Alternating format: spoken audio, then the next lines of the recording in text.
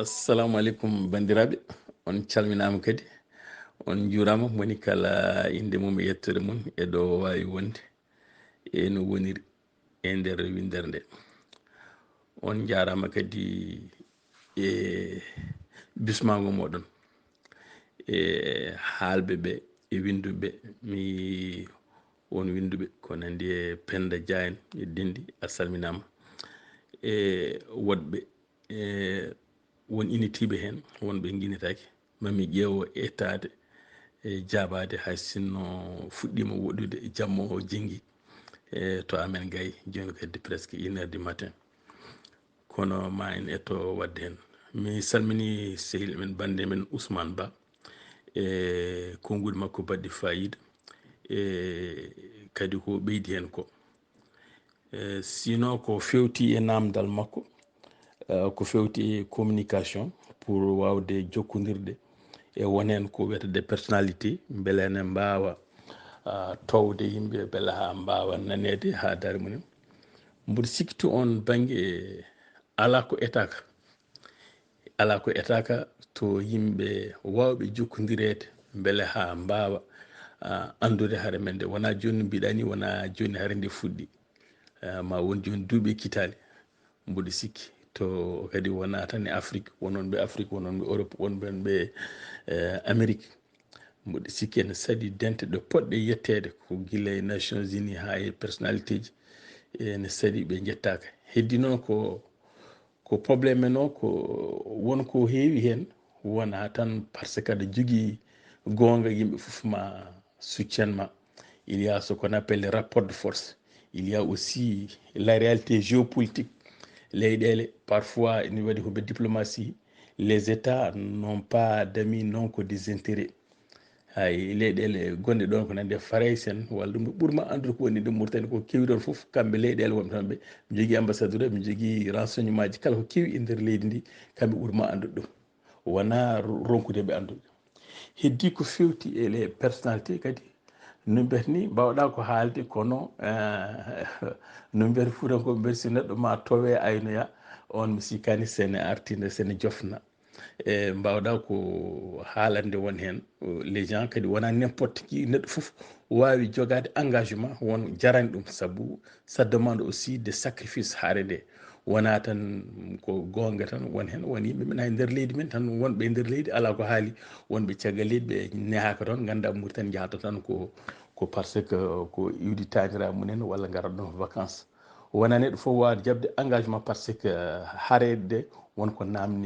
namdi pellital wonko namdi sacrifice wona n'importe qui kadi wawde jabde won hen sacrifice uji won hen wonko mbawɗa pertude hen kadi ɗum ko jomum tan wawata ɓam ɗum ɗum ɗon mboɗo sikki ya famide ko jinmi wiide mi yañata ko to on banggue ewa jarama no fewi mi yettima no fewi vraiment e no mbiɗani aɗa andi fedde nde aɗa andi haare nde wonan jokkodirɗa mawɓe guila Seydou Kane en Oumar Moussa en e Ibrahima Sall en on mbiyata l'historien mbaɗa anda e guitinde kamɓe foof mi a jarama no fewi Seydi Ba merci mi arta heddiɓe mi arta deuxiéme intervenant mbo sikki ko bandi men goto wiyete ko Djibi jimi ɗo e ñakkere mo numéro mon gasirta 49 tadi 39 49 mbo sikki o werlaki namdal ko ɓeydi tan e sembinde yimɓe e ko goni dow mon ko ɗum noon o jarama yo Allah teddinmo en beltima e haalaji makko baɗɗi fayida e refti hen kadi ko baɗi men hono Aminata Bal baɗum sehil men Boru e kankone o jarama no fewi o mbo si o waɗani hen namdal e o jettama kankone e haalaji makko baɗɗi fayida mi arta assalamu aleykum kadi mi heeɓiɗo namdal walla intervention sehil men biyeteɗo Ba Alassane El Hachowi ene wawi no mbiɗa ni taw en jindiri bon mi teskitaki nana ɓooya kam e 2005 c'est vrai mi ari congrès flamme bannoɗo Cincinnati o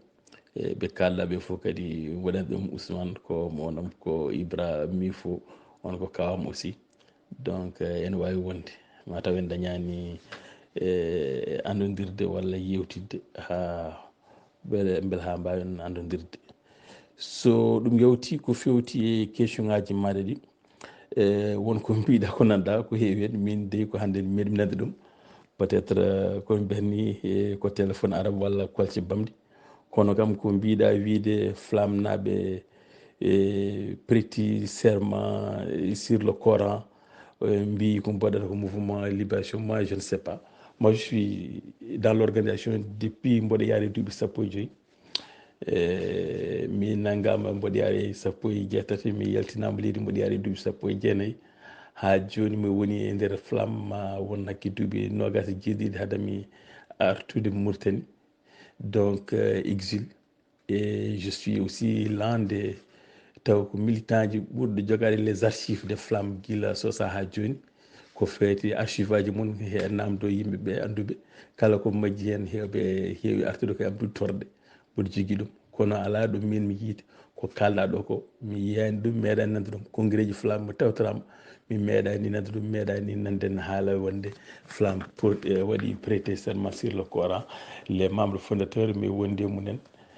Samba Thiam mo kalɗa ɗo on aussi les membres fondateurs des flammes sa anda ɗum, et c'est celui qui a dirigé plus les flammes ko caggal nde flamme créa ardino ɗum ko 1983 nde sosande ha nangue ɗe 1986 ardino ɗum ko Ly Djibril Hamme yalliromo ɗum yaafo ɗum caggal ɗum ko Samba Thiam ardiri ɗum nde min mbaɗi congrès Dakar en janvier 1991 nde ɓe jalti kaso ha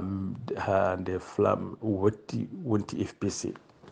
kono ko kalaɗo ko foof kam ganda wodani wiide ko parti wonata walla mouvement, ça c'est dit ko le mouvement walla parti ko cadre tan no yimɓe mbawi yuɓɓude no kaɓɓira. Ibrahima Saren koye flamme jeeya ko membre fondateur e jogui parti mum, donc ɓen foof so godino no mbiɗa ni mbo sikki ñamtata ɗum, hay goto mabɓe ñamtani o watore mum, hay goto mabɓe janfaki haare nde wonnoɗo. heddi ko yimɓeɓe to certi koto peeje laabi ɓe mbiya ndewen ngol laawol, ɓe mbiya ndewen laawol ko ɗum ɗon, kono yiyande nde no Mauritanie foti wade, Mauritanie no woori hande ni kamɓe foof wonɓe flamme wonɓe AJD wonɓe FPC kamɓe foof yiyande mabɓe ko wotere, saabu ko kamɓe no mbiɗa ni cosde flamme. Kadi wonko kala wonde Aziz wi ma fous flamme, ça c'est des ragots comme on dit, parce que gartugol flamme wona Aziz yamir ɗum, wona état Aziz, minen min pelliti artude Mauritanie ko depuis Sidi Wul Cheikh Abdallah. Sidi Wul Cheikh Abdallah nde laami nde y a des archives qui sont là, wi en yiiɗi jokkodirde flamme ndo woni candidat guileni o ɗum ɗo woni candidat o wiyamo yiiɗi jokkodirde flamme par ce que pour makko koddigal leƴƴi ɗi ene woƴimo. mi arta nde mawya folaw donc woteji ponno wadde en 2007 Sidi Wul Cheikh Abdallah était candidat comme tous les autres. o fate question nationale ne woƴƴimo omo yiiɗi aussi jokkodirde e yimɓe flamme par ce que mo andi no mbiɗa nani ni ala bawɗo haalde haala koddigal leƴƴi ɗi taw reftani eko flamme haali, e kadi mo andi flamme naɓe cokama hen jaltinama leydi kiɓɓino foof, donc mbasta jogade solution ngaji par rapport à ça, omo yiiɗi jokkodirde mum. ko nden noon o namdi les gens lo mbima mbadduma e flamme, ɓen dokkimo indam ko journaliste goto rokkimo ni indam, mi tinani ni haw noddimi kilo suwani wonde ɗum ɗo entre les deux tours o noddima min jokkodirano ni min, o wi kam o initi o Sidi Wul Cheikh Abdallah o haali programme makko omo yiiɗi jokkodirde flamme o natirani pour ƴewde les voix walla ɗum ɗo, mais c'est sa conviction Mauritanie foti waylude e leƴƴi ɗi ene poti hawridde ɗum ɗo.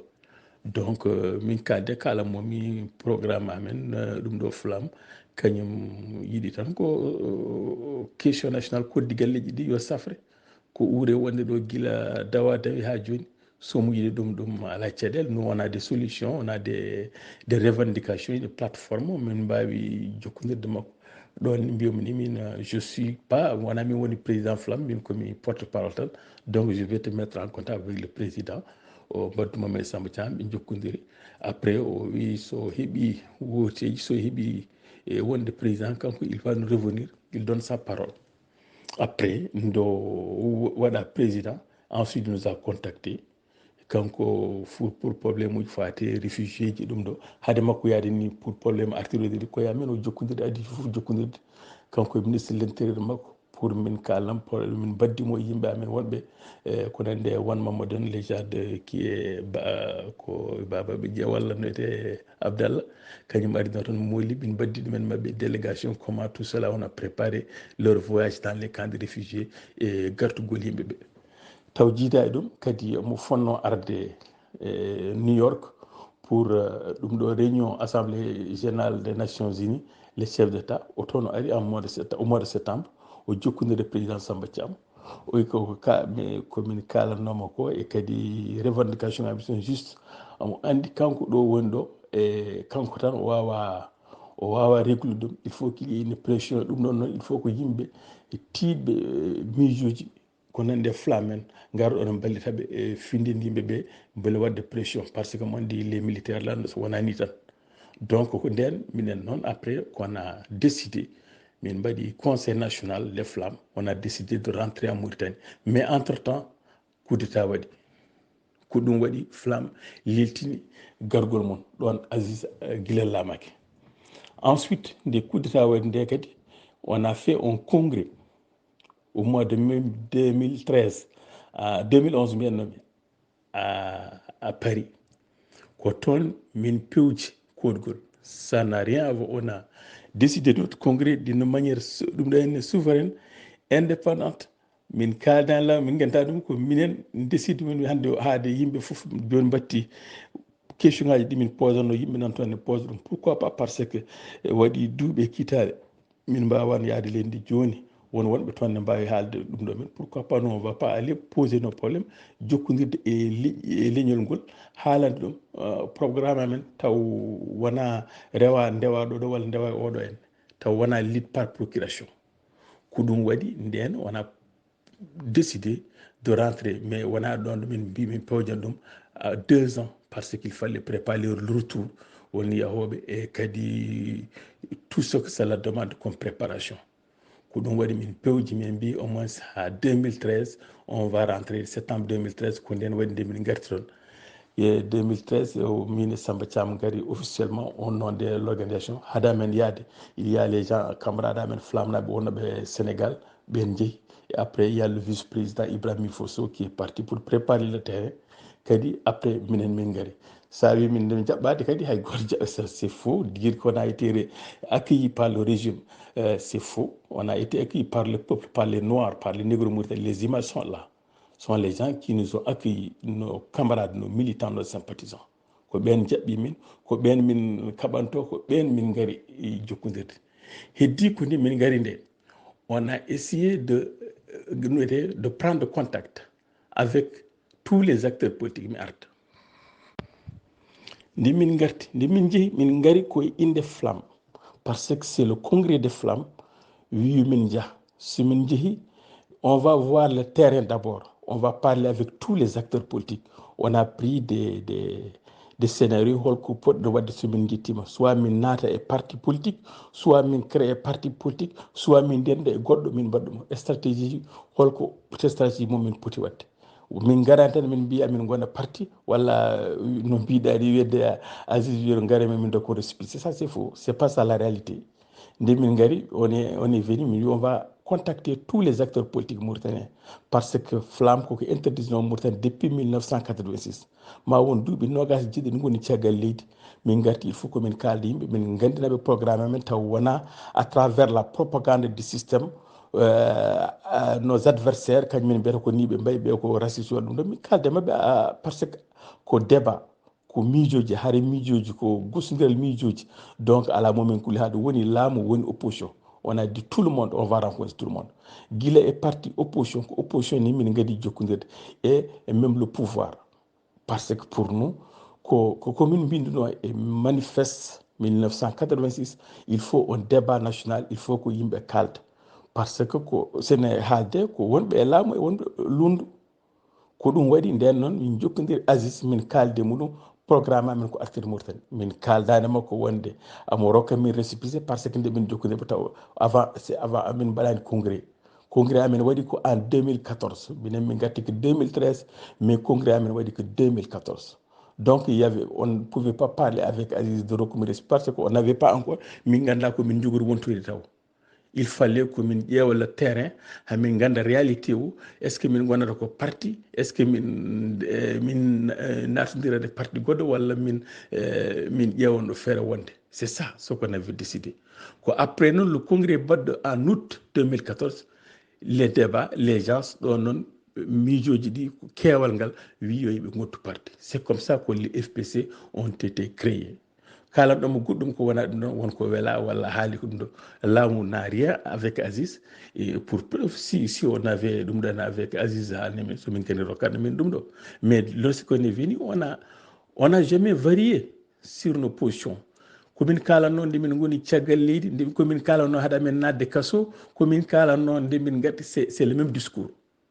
ça soit avec Aziz que ça soit avec les autres. Donc heddi ko c'est de bonne guerre comme on dit mon fof ne haala ko wela kono ɗum waɗani yimɓe ne gandi gardiɗo FPC konngol muɗum c'est la même chose.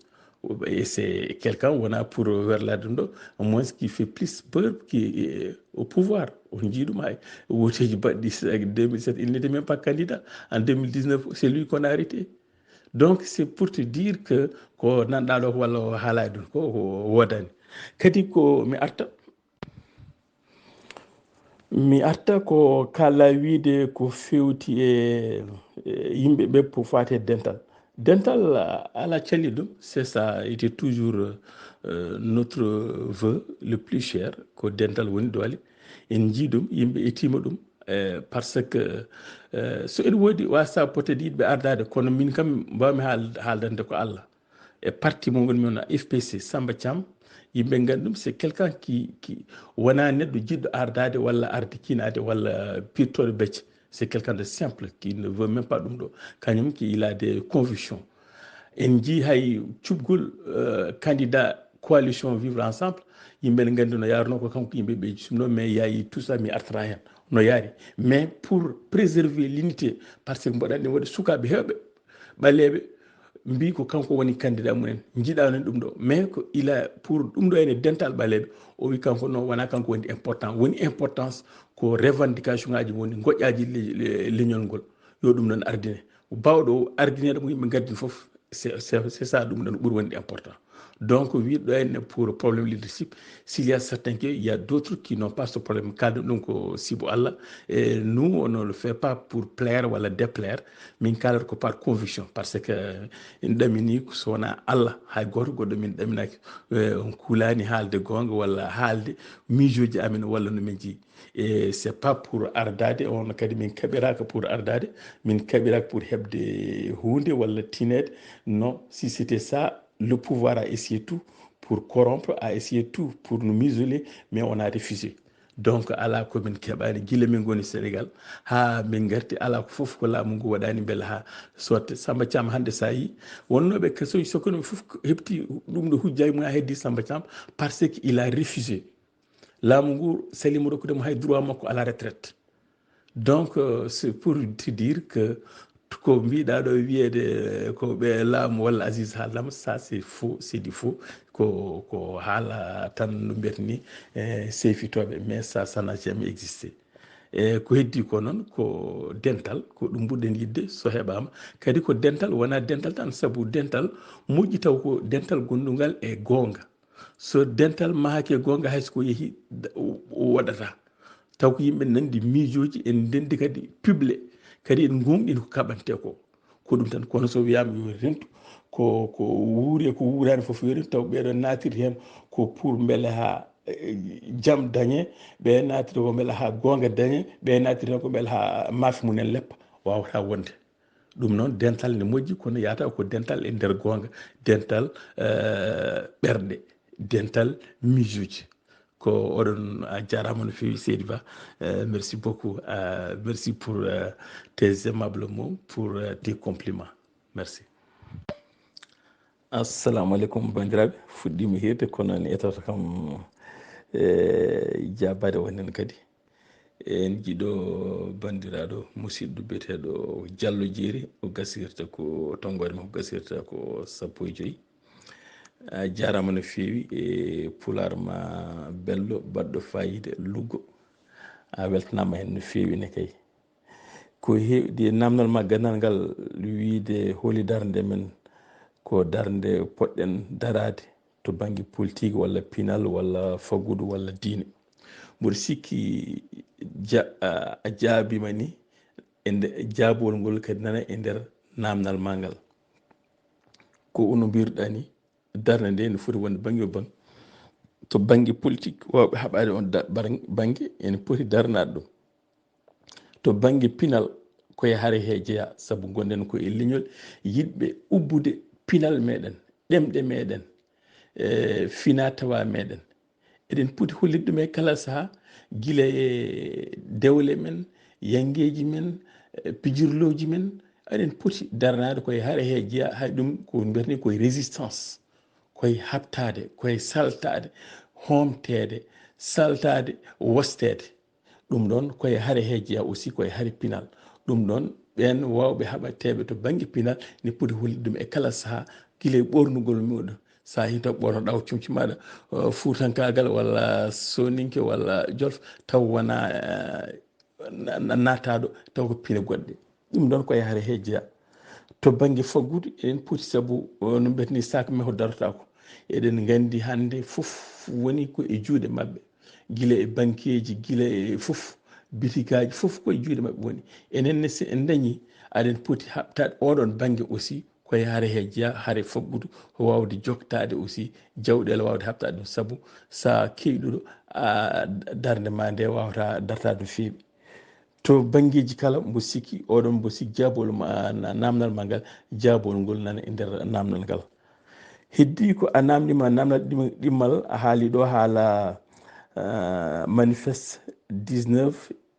komi famminma tan il y a deux manifestes ene waɗi manifeste biyeteɗo le manifeste 19 on winda ko en 1966 hitande ujunere e temedde jeenayyi e capanɗe jeegom e jeegom ɓen bindi ko caggal dillere almuɓe ɓaleɓe mbanno e on saaha guila tammotal wuldadda gam hollidde kañumne jeeyaka e hono dawrugol mabɓe kesol gam wattude fawde araba toɓɓe araba ngal e nder jangde nden noon waɗino ɓaleɓe mbi enen ballita sukaɓe haare munen nde ɓen mbiyete ko les 19 ɓe bindi kamɓene kayit aɓe kaala caɗele ɓaleɓe e caɗele gonɗe hakkude leƴƴi koddiɗe e laamu ngu ɓen mbiyete ko 19 caggal ɗum woni mabɓe ni nagga woni hen coka woni hen jaltina leydi ndi caggal ɗum waɗi manifeste mo mbimami on waɗi ko 1986 hitande ujunere e temedde jeenayyi e capanɗe jeetati e jeegom duuɓi nogas caggal ɗum e nder oɗon manifeste ni min udditiri ɗum ko ɗerewol hono manifeste bannoɗo 66 o pour siftinde wiide ɓeeɗo ko kalno 1966 ha joni koɓe kalno ko ene woodi presque ɓuri ɗon bonde ni e caggal ɗum hono manifeste 86 on wi ɗum ko fedde wiyetede flamme ɗo noon ɓe kolliti kamɓene banggue o banggue to banggue faggudu to banggue pinal to banggue jokkodiral hakkude leydi ndi e leyɗele ko diplomatie to banggue konu hono armé o to banggue hono kaalirɗe radio ji média ji ɗum to banggue leyɗele caɗele ɓaleɓe jogui ɗi foof ɓe kaali hen holno e jangde to banggue école aji e arabisation pour wattude yimɓe arabe holno ɓe mbaɗiri no politique o no yaari ɗum woni winda e lo manifeste 86 o mi arta ko ɗum tagui après manifeste oɗon noon woni nanggue bannode 1986 hono nanggue ko nande Sten Youssou Gueye Samba Thiam en Ibrahima Sarr en Ibrahima Kassoum Ba en Oumar Moussa en e waɓe noon e kamɓe foof ardiɓe e fedde nde ɗum noon ko pour mbawa famde manifeste 19 o hono yimɓe sappo jeenayoɓe e manifeste 86 o ene seeri goɗɗo 86 o wiyete ko le manifeste des négro Mauritanie opprimé woytango ɓalejo Mauritanaji kiɓaɗo a haali hen caɗele meɗen e dente meɗen e puusu kala saaha yimɓe dentata ha fuɗɗo dartata kadi fecco holko saabi ɗum ɗum ko namdal ene heewi ɗum ko mbo sikki ho neɗɗo wayi noon ko kadi wona enen tan paama ɗum ko pelle jahata ɓoye pecco ko wona tan enen wona leñol fulɓe tan walla leñol ɓaleɓe ɗum ko sa ƴeewi tarih parti ji hay ANS Afrique Sud sa yi toon ɓurno mettude apartheid ɗum ɗo fof kono toon kadi waɗi pecce ANC en e parti biyeteɗo PAC ɓen fof ko hen gonno parti goto pecci ɓeɗo ɗum ɗo wayni leydi sa yeeya hay sa heeyi Palestine waɗi Hamas en waɗi Fatah en fof donc ɗum ɗon mo sikko e neɗɗo woni ene waɗi yimɓe won hen parfois ene waɗi won hen kadi pecce ɗe fawi tan koye konguji walla no mbiɗa ni wone mata wone yidde ardata walla ɗum ɗo walla woɗɓe natta hen pecce yimɓe ɓe kono ko ɗum ɗon wona enen tan wona leñol fulɓe ko leƴƴi ɗi hay guiley diineji men ni sa yi no foti ɗariqaji walla confrérie ɓe nder galle go ɓe mbiya komin tijani ɓe mbiya minen komin mouride ɓe mbiya minen komin taw fof kamɓe fof julɓe e pourtant kam nelaɗo mumen goto diine mum goto ɗum ko woodi koye innama ade woodi wona enen ɓaleɓe heddi noon ko yimɓe mbawi rentude e hunde mbo sikki kadi so dente ɗe sa yi no mbiyami nane pewani goɗɗani ko saabu fandare nde wona wotere so yimɓe ndendani fandare ndenda e kadi mahaki e dow gonga juutata ko ɗum waɗi dente ɗe saaha en waɗa ɗon caɗele kadi wawi wonde kadi ko to banggue peeje ɓe mbiya jaren ni goto foof wiya kañum ko ɗum wi o wiyata jaren ɗum noon kadi ene wawi caɗele gara oɗon banggue taw wona to banggue pandale ɗe kono taw renti koto ɗum ɗo ɓe mbiya ndewen lawol dow ɓe mbiya ndewen lawol less ɗon wona jumre waɗa ɗon arta ko fewti flamme FPC bon mi yiiɗa artude ko fewti ɗum ɗon par ce que pour am ko ɓuuri tidde ko yimɓe ɓe ko fanda y a pas de animosité no mbiyatni tubi ko mbiyatni ala haare walla ɓingu babago walla ɗum ɗo hakkude flamnaɓe FPC ko fandare nde ko wotere mais ɓe certi koto banggue peeje ɓe mbi ko yimɓe gartu nder Mauritanie haare nde wona e nder leydi Mauritanie naata ɗon parti mbatta ɗum parti wona mbi ala ko ha joni Mauritanie o ɗum ɗo henne haare nde wawa wonde nder leydi Mauritanie no haade koni laamu ngoni no woori ni donc il y a des problèmes kadi ɗon kadi ko probléme mbiyami ni ko peeje ko ɗum woni kono wona haare probléme gardigo walla probléme hakkude yimɓe e neɗɗo ko probléme jiyanɗe ko fewti e holno feere yimɓe poti habtade laamu ngu ɓe mbiya yimɓe gara kabto e nder leydi ɓe mbiya ala ha joni suwa taw ko ɗum woni caɗele kono wona fandare nde ko wotere anni o mboɗo sikki ko goto kadi jokkodiri to banggue banggue ko ɗum mbawmi jabbade to oɗon banggue dental ɓaleɓe murtennaɓe hono beele sara hulle jolfo hartane e bamarankoɓe kamɓe foof ɓe jiitoto e haare nde kamɓe mbawa rento holno waɗete minen ɗum ɗo koye pandala men ɓurɗe tidde saabu sa yi won concept won Mauritanie a yimɓene konngol goto mo utilise ɗum mbiya négro Mauritanie c'est à dire les noirs de Mauritanie ɓaleɓe Mauritanie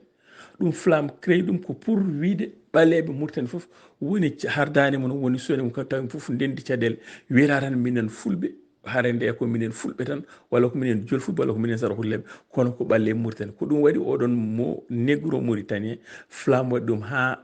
jaalima hande yimɓe foof ne kaala ɗum ɗo pour firti ko ɗiɗo leƴƴi ɓaleɓe foof ne potiridir saabu kamɓe ndendi mette kamɓe ndendi caɗele e nder leydi ndi ɗum noon haade kamɓe nenduɓe poti wawde rentude beele haaɓe mbawa ittude hono